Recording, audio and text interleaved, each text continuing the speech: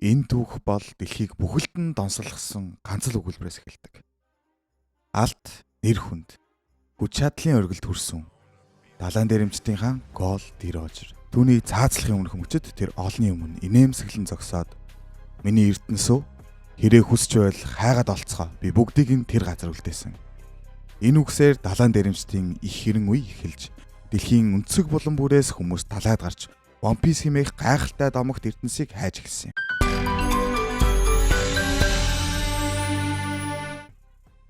Энэ нэрэн үед Фушиа тосон гэдэг жижигхэн газарт улаан устай далайн дээрэмчд ирнэ. Харин энэ тосгонд нүдэн доороо сорвтой, зоригтой мөртлөө жаахан тэнэг нэг жаалхуу байлаа. Түүний нэрийг Monkey D. Luffy гэдэг. Luffy Shanks-ийн багийг биширч намайг багтаа аваач гэж өдөр бүр гойно. Гэхдээ Shanks үргэлжил татгалздаг.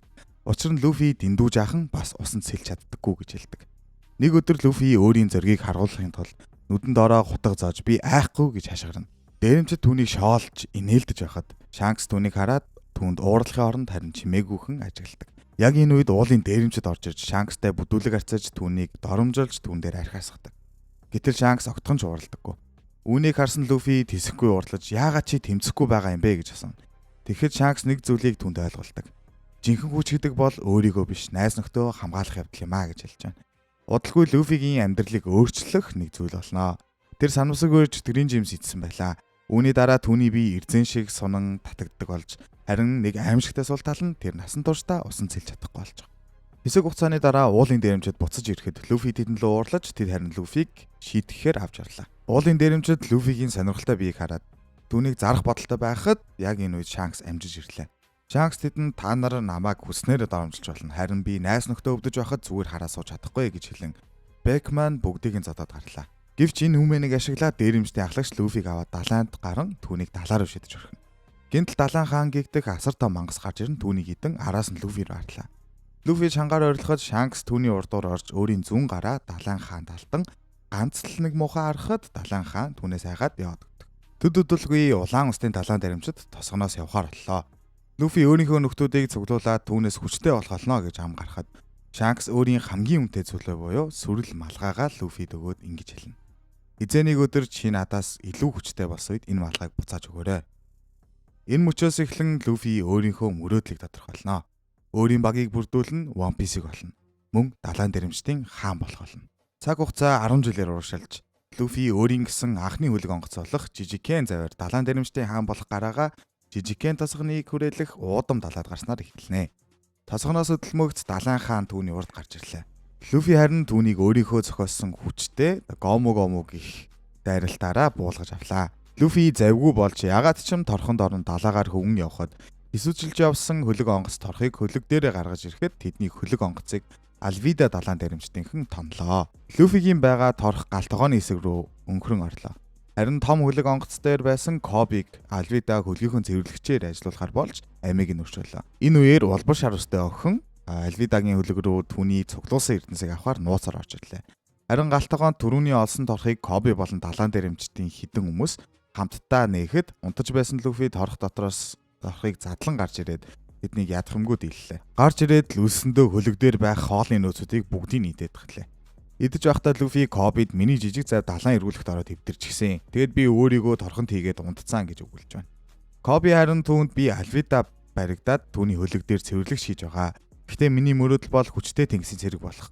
Kobe-г инхүү ярьсны дараа Alvida Luffy-гийн талаар мэдэн түүнийг шанглын ангууч байхаа гэж таамаглан түүн рүү хүчтэй дайралт ихэд Luffy-д түүний дайралт нөлөөсөнгүй. Харин ч Luffy түүний багийнхныг ядах юмгүй ялан би эрзэн хүн болохоор та нарын дайралт надад нөлөөлөхгүй гэж хэллээ. Нөгөөлний хүчтэй дайралтаараа Alvida-г холын хол цөлөөд орхино.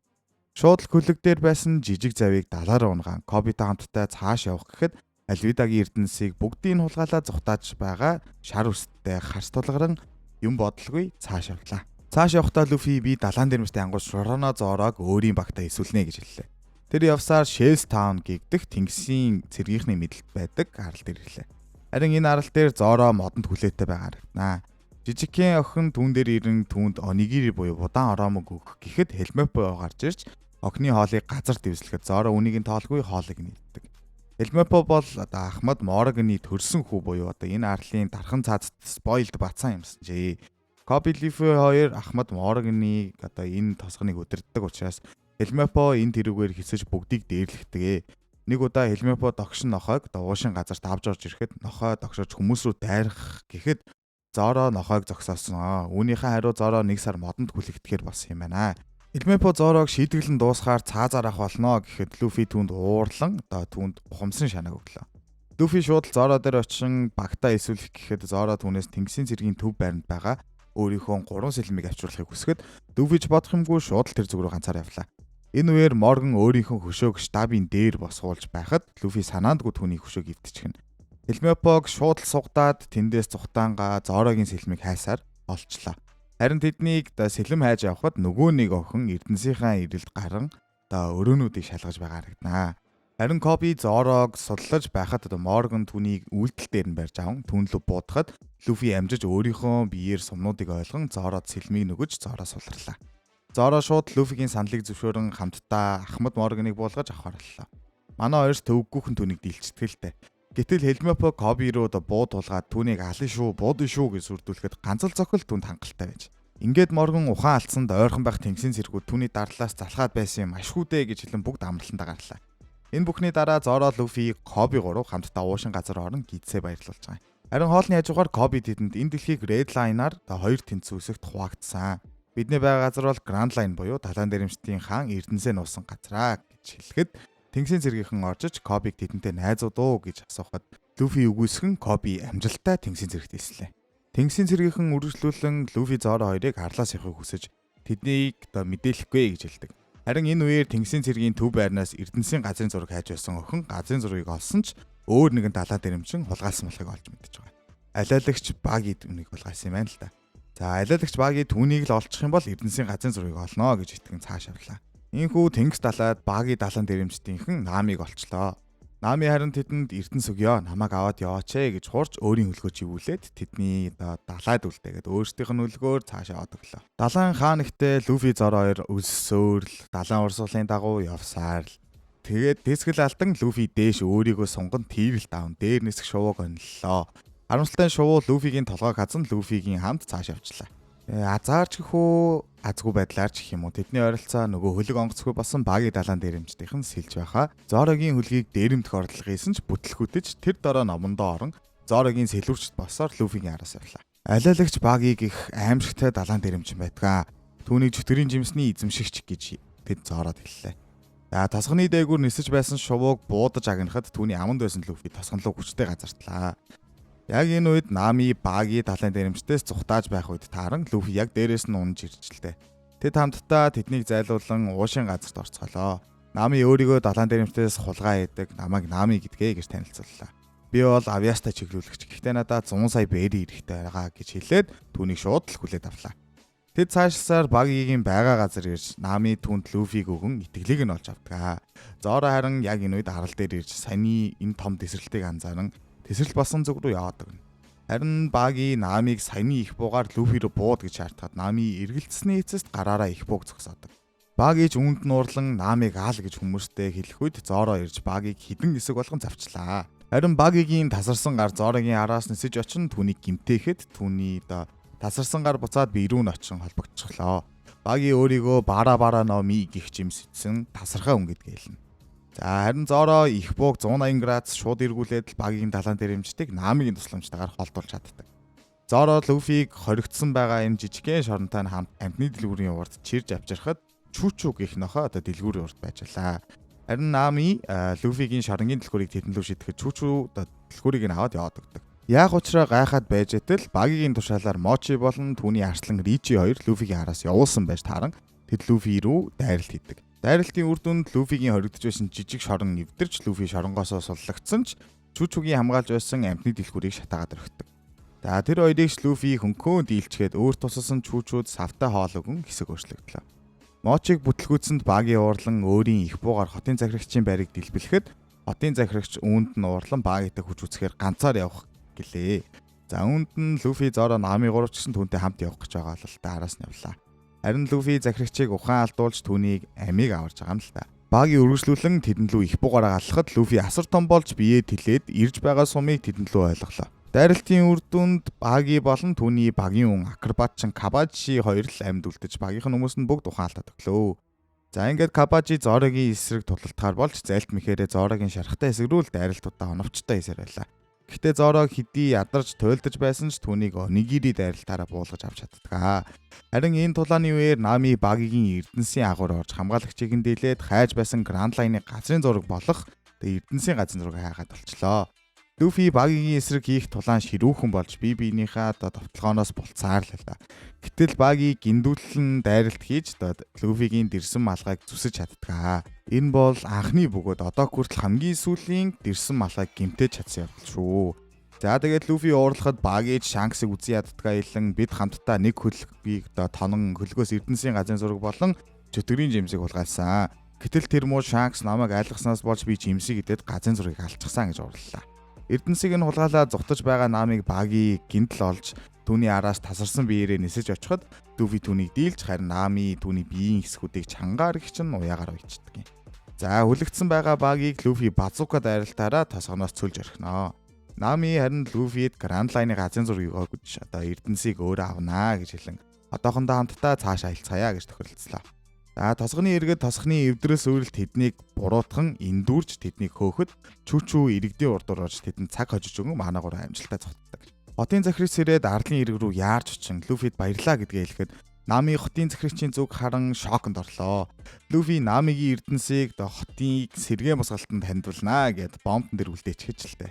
Манай гурав инхүү хамтдаа цааш аялан том усан онгоц олох зорилготой хоёр завиар Сироп арал руу чиглэлээ. Сироп тосгонд бусдаар тохуурхагч Усоп тосгоны иргэдийг айлгахаар далайн дэрэмчэд ирж байна гэж шангаар ойрлоход тосгоны иргэд түүнийг худалч хэмээн хөөлөө. Жижиг бацаанууд Усоп дээр ирэн жинхнээсээ далайн дэрэмч тосгонд ирчлээ гэж хэлэхэд Усоп арлын ирэг рүү яарвчлаа. Люфиг арлын ирэг дээр ирэхэд хурамчаар далайн дэрэмчдийн түгийг эн тентгүү зоосон байгаа харагдана. Гинтл Усоп гарч ирээд эндээс хурд яв. Энэ бол миний эзэмшил. Би бол агуу далайн дэрэмчин Усоп байна гэж хэлэхэд Люфи түүнийг Шанксын хамтрагч Ясопын хүү гэдгийг танин хамтдаа уушин газар орон танцгалдаг.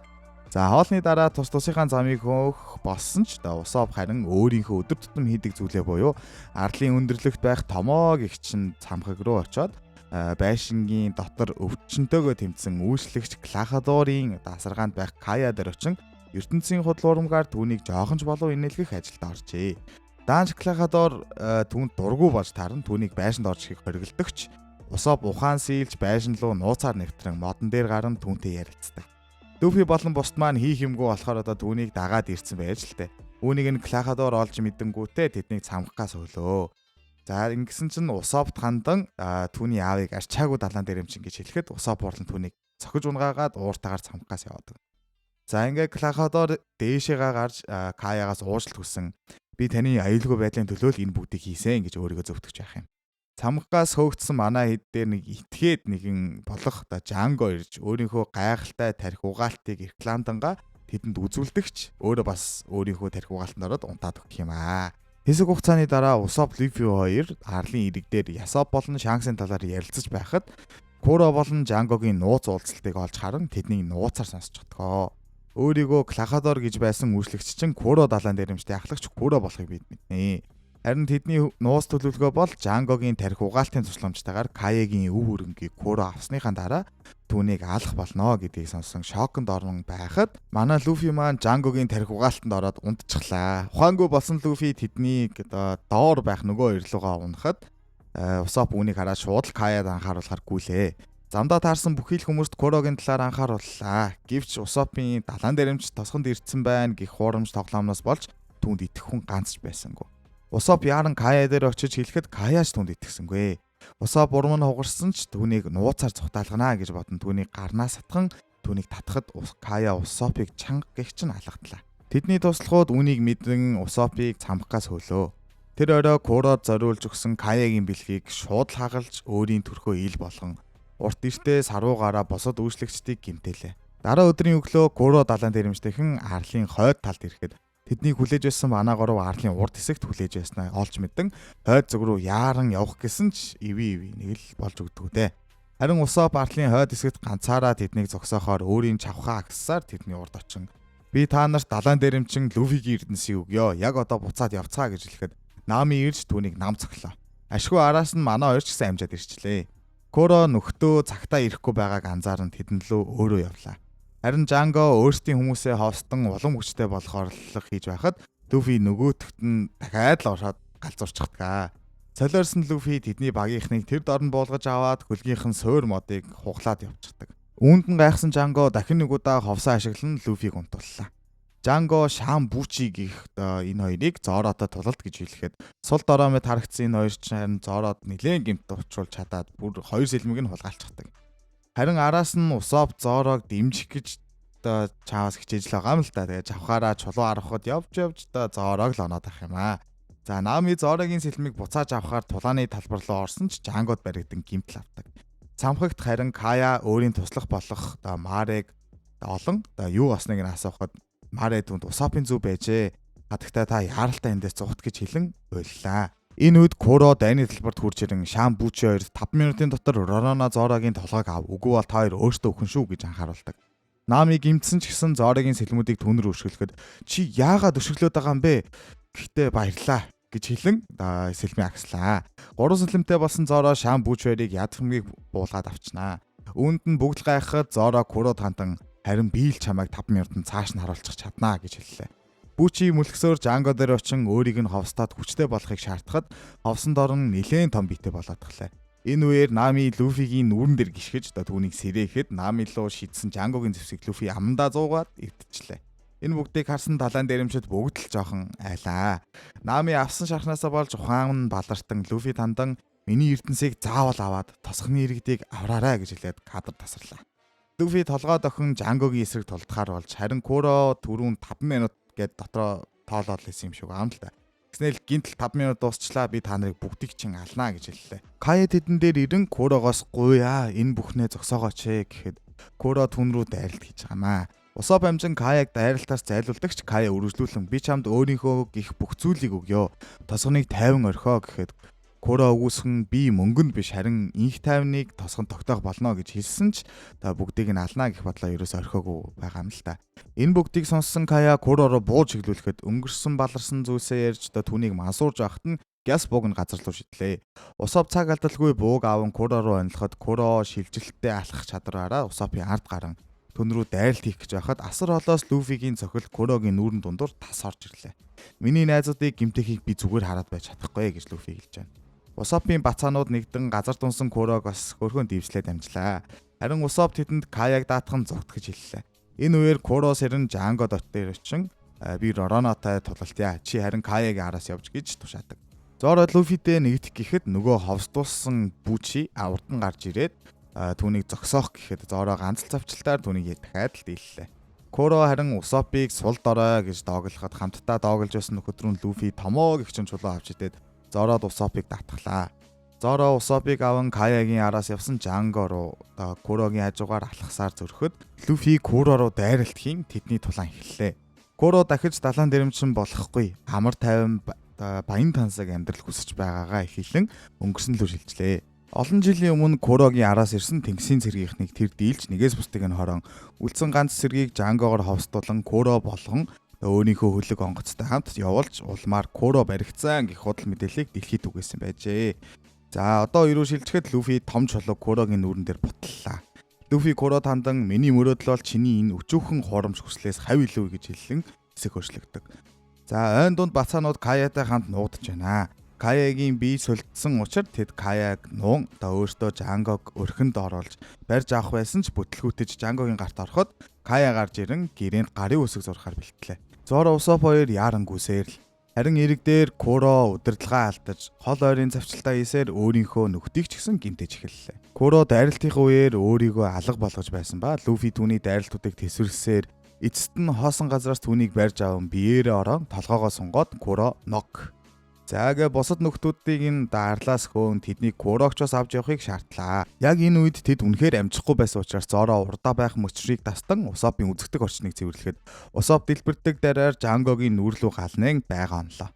Ингээд тэднийг дийлж Усоп бацаануудаа өөрийнхөө баатарлаг үйлсийг бусдад хэлж болохгүй шүү. Гэхдээ та нар миний хийдэг үйлсийг үргэлжлүүлээрэй гэж загтдаг. Кая тэдэнд талархснаа илэрхийлэн Going Merry гэх хөлөг онгоцыг бэлгэлдэг. Усоп харин нэг л асуу зүрхлэхгүй байхад Люфи түүнийг хөлөгтэй орон тэд цааш аялдаа гарлаа. Тэднийг явсны дараа Кая дээр Мэри ирэн Ясопыг явсны дараахан Усопын ээж нь үүд болсон. Өнжирсэн усоп тосгоноор дүүрэн аавыгаа ирж байна. Далайн дээрэмчэд буцаад ирлээ гэх худал мэдээгээр өөрийнхөө сэтгэлийг хуурсаар ирсэнсэн. Харин одоо бацаанууд түүний хийдгийг үргэлжлүүлж байх ч нэ гэж хэлэн хэсэг өөрчлөгдлөө. Люфи өөрсдийнхөө багийн нэр болон бэлэгдэл болох тугаа ив хавгүйхэн зураад дуусчээ. Харин үнийг усоп жаахан сайжруулад хөлгийн далбаан дээр тусгаж албан ёсоор далайн дээрэмчдийн хөлөг онгоц бэлэн боллоо. Төд удалгүй далайн цаана асар их хэмжээний хар үл хурсан байгаа харагдана. Үүнийг харсан Нами Тэнгис далайн хаан ихтэй хар үлээр хурсан нэгэн арал байдаг гэлцдэг. Тэр арал дээр юр бусын амьтад домогт бурхны эрдэнсийг хамгаалдаг гэж гардаг. Химээ нилээд энэ арал дээр хөл тавилаа. Ширэнгойн дунд явж байхдаа энэ тэндээс сонин хоолоонууд гарan нэг л мэдхэд тэднийг арлын юр бусын амьтад бүсэлсэн байлаа. Хоолой хаанаас гарч байгааг олоход өөрийгөө авдар дотор хийсэн ногоон саглагар үстэй хүнийг олж гардаг. Түүнийг Геймэн гэх ба Геймэн 20 жилийн өмнө арал дээр эрдэнсийн хайгуул гэж ирэн 7 хоног хайсны эцэст юу ч олоогүйд түүний багийнхан түүнд урлан түүнийг энэ арал дээр үлдээгээд явсан юм байна. Тэднийг явсны дараахан Геймэн арлын эрдэнсийг арлын дээр буюу авцал дээр байхыг олж хараад баярлсандаа хадны үзүүрээс доош унаж авдарт гацчихсан гэж өөрийнхөө түгийг бидэнд хуваалцдаг. Яг энийг сонссны дараа Люфи шууд л арлын дээш гарч авдруудыг уудлахад бүгд л хов хоосон байлаа. Люфид түүний юр бусын байдалд татагдан багтаа урихад Геймон үгүйсгэн арлын амьттай хамт сайхан амьдарч байгаагаа илэн манай эд маань цааш аяллаа үргэлжлүүлдэг. За энэ үргээд энэ удаагийнхаа тавчлыг дуусгая. Ингээ энэ тавтахад хиг дээр болццгаая та хэдлээ. Түр баяртай. Peace. 魔界の空でピカピカ渋谷区までも心はプラ笑って走ってドキドキルンちょっと変なパワーがバン黒い翼フラフラスウェイでも夢を諦めくブライトネスプレイ子供みたいにほらほらおい俺はまだまだ just a